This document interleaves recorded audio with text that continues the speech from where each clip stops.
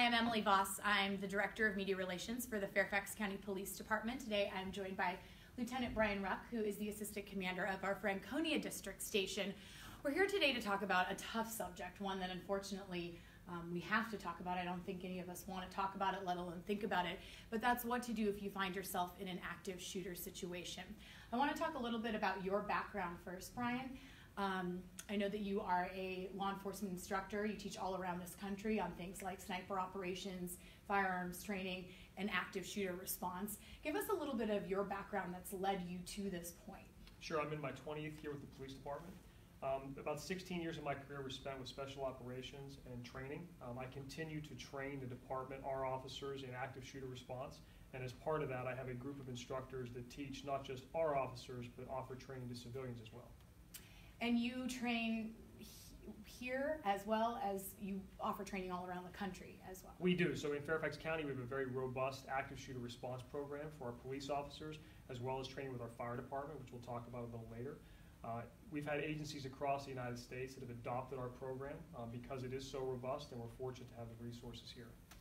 Unfortunately, like I said, this is a topic that we have to talk about given the events that we've seen. The FBI has done a study that shows from 2000 to 2017, we're seeing an increase in the number of these cases of active shooters around the country. And talk a little bit about this map that we're seeing behind us, Brian. So the map that you see behind you is a map that was put together by Texas State University, the ALERT program.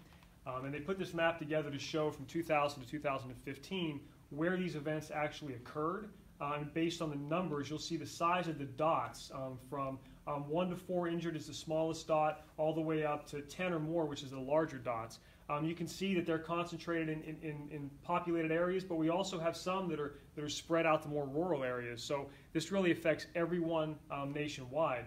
So this map will give you a very good visual representation of where the events have occurred and how they really are affecting the entire United States. Something to take from this: most of these events will be over in less than 10 minutes. A shooter will come in and engage and either self-terminate in many of those cases, again, according to FBI statistics, or law enforcement will intervene, but normally less than 10 minutes. Normally there is one shooter, although most of the time law enforcement is always going to get reports of a second shooter. And that's mostly just because of information coming across 911, multiple witness statements, and things like that. It's a very chaotic event. And of course, when you respond, you have to treat it like there could be multiple shooters. Correct. Just for safety and obviously for the public safety, for our safety and for theirs, we have to make sure that if there's someone else out there that's doing people harm, we need to know about that. So we investigate all of those the same way to make sure that, you know, if there's 2 shooters or 3 shooters, we have to follow up on that. And we've seen so many cases since 2015 as well, and I think every single one of us at one point or another unfortunately has imagined what we would do if we were in a scenario like this. What does the police department recommend that people do if they find themselves in an active shooter situation? Well, as part of a project with the Department of Homeland Security in 2008, we worked with them to help develop what is now their current run, hide, fight policy. You'll find a pamphlet actually online from 2008 with the Fairfax County patch on it. We worked with them in the infancy of that project. Run, hide, fight is what the police department encourages people to do. It's a decision-based model. The idea behind it is every situation is different. Every situation is dynamic, very complex. So I can't give the viewers an exact answer as to what they should do, but just understand there are options. If they can leave the area, we call it getting off the X. If they can run away, that's normally the best thing to do, get out of the bad situation. If they can't do that for some reason, they may have to hide. And that means barricading yourself behind a door that you think can keep somebody from getting in to delay that person till law enforcement responds. And then obviously the last phase is fight. I mean, if you have to fight for your life, it's between you and a bad guy, that's what you need to do. And that's really the option-based training. You said it, these are dynamic situations, so it might be that you're using multiple. You might hide for a little bit, then try to run. You have to kind of adapt to what's going on around you. You do. You may decide to run, may decide to leave a situation, and suddenly when you leave and step out in the hallway, you realize that the gunman is right there. So you have to change that model now to, I'm going to hide, I'm going to try to barricade myself in. And you do that, and then if the person decides to come in, you may have to fight. So it is a constant evolving process. We are going to take questions during this Facebook Live as well, so if you have questions, be sure to leave them in our comments and Brian can answer some of those. But I want to talk right now about how we as Fairfax County Police Department respond if we ever were to have an active shooter situation. Let's talk about the response. So just like agencies all across America, we've learned that rapid deployment is the best model. What we mean by rapid deployment is essentially telling people that the police are coming and we're coming fast in an event like this. The first arriving officers are going to get there. They're going to try to assess the shooter's location based on intel from 911 calls, based on stimuli they're getting from the scene, eyewitness information, and they're going to try to locate the threat. That's really the key to this. Additional responding officers are going to get there to also start looking for the threat. We talk about stopping the killing so we can then stop the dying by bringing medical personnel in.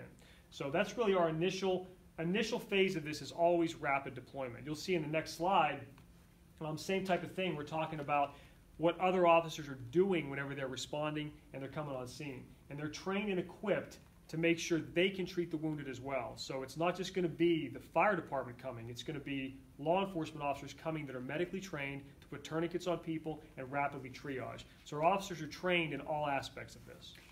If you were in a situation like this, as officers arrive on scene, what can you expect to hear, see from the law enforcement officers that are arriving? Well, as you can imagine, it's going to be chaos. There's going to be a lot of yelling, a lot of screaming potentially. Officers are going to arrive. They're going to have weapons drawn. They're going to ask to see your hands, so keep your hands empty. Make sure they can see what's going on in your hands. Obey all commands. If they tell you to do something, make sure you do that. If they tell you to get on the ground, get on the ground. The key is to have nothing in your hands. Expect them to shout at you because they're trying to get these commands across. And again, expect to have weapons drawn. People see that, and obviously that's a very traumatic situation for people to have a weapon pointed at them. But in this environment, officers are going in with the intention of stopping a threat. So they're going in there to try to stop a threat. They're going to have their weapons out. Just be cognizant of that. Nothing in your hands. Listen to commands. If you are hiding and you, for some reason, think the shooter has been taken out, you saw him hurt himself, what should you do? Should you wait until law enforcement gets to you? At that point, what is the correct thing to do? Well, we don't comment on policies for individual locations. Right. What we can say is if you're in a lockdown situation and you barricade yourself into a location, the police are going to clear that location. They're going to come there and they're going to clear every room in that location. I would stay there until you're cleared by public safety personnel, whether it be law enforcement or fire and EMS personnel that are assisting in the process. People are going to come to get you out, and I would stay in there until they can come to get you. And you briefly mentioned the training that our officers received, and I think what's really unique too is we train side by side with our Fairfax County Fire Department as well. Yes, you'll see in the next slide. We do coordinate very well with the fire department. We do training on a regular basis to coordinate during a hostile incident response. And the idea here is to get that medical triage into injured people as quickly as we can. Again, police officers are trained to do that medical piece, but the fire department's the experts in that. Right. So that coordination during an event like this is key. Agencies all over the country are switching to a model we call Rescue Task Force. And Rescue Task Force essentially is getting the fire department into a warm zone to make sure they can start doing care. We escort them in, and there's agencies all over America to include our fire department that have ballistic protection now for events just like this. I think one of the things that we should talk about too is planning.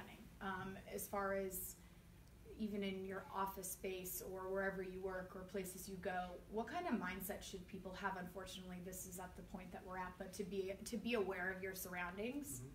Yeah, understanding mindset is key here, and playing that what-if game on a regular basis with yourself. I mean, really sitting at your desk and saying, where's my exit? If I had to fight for my life right now, what can I use here as a makeshift weapon if I had to? Fire extinguisher, potentially a heavy paperweight, something that I could use to defend myself if I really had to. How do I get out of here? How can I barricade my door? Where's an alternate exit than the one I use to come in every day, because that might be inaccessible. You can't get there. So all these different things you can what if and think about, not just at work. You can do it with your kids. You can do it with family members to determine what your plan is, because in an emergency situation, you're going to go back to something that you've already considered. And you're going to go back to that over and over again whenever stress is high. Let's talk about if you see something suspicious or hear something suspicious. We want to hear from you. And there are multiple ways you can report. We just rolled out the iWatch Nova app through the Northern Virginia Intelligence, the NIVRIC Center. I know that people you can download that on your phone, and it's an easy, anonymous way to be able to say. You can send in photos, say if you saw something suspicious and for a situation just like this, what are some of the other options people have? Well, I think the big thing is just calling the police department. That's huge for us. We can't give a profile of an active shooter or an active violence incident suspect. What we can tell you is that after the fact, what are people always saying? They're saying there were signs. I knew this was going to happen. I saw this in this person. They were exhibiting these signs and symptoms, essentially, of this, right? These people were projecting this, and no one called. Or it was a response for us as a police department. We respond to see if there's criminal charges that we can potentially file, or does the person need some type of mental health treatment? That's key to us now as well. We have officers on our agency trained in CIT, crisis intervention training. They go in and determine, is the person having some type of mental health crisis, and we need to get them services, not just can we file a criminal charge. But the goal for us is to get there. We will look at things like social media. We'll do interviews with friends, and we'll determine, is this a viable threat that they made? Is this behavior leading to something potentially worse? So we want to know about it, so please call. So contact us. Please. There are different ways that you can do that, whether you want to remain anonymous or you feel comfortable, but we do want to hear from you, and nothing's too small. So we would rather investigate it and look into it and determine whether it is a viable threat. Exactly, for sure. Is there anything else you think is important for people to know? No, I think the key, if you see something, say something, is great. That's how we're going to stop these things. In reality, it is a lightning strike, but the key is for us to know ahead of time so we can potentially intervene before something does happen. Do we have any questions from viewers? All right. Well, if you do have questions, you can leave them in the comments section later, and we can try and answer those, get Lieutenant Ruck to answer those as well for you. But we appreciate you being here with us today and sharing some of your knowledge. And thank you for watching. And if you, again, have questions, leave them in the comments and we'll respond. Thank you, Emily. Thanks.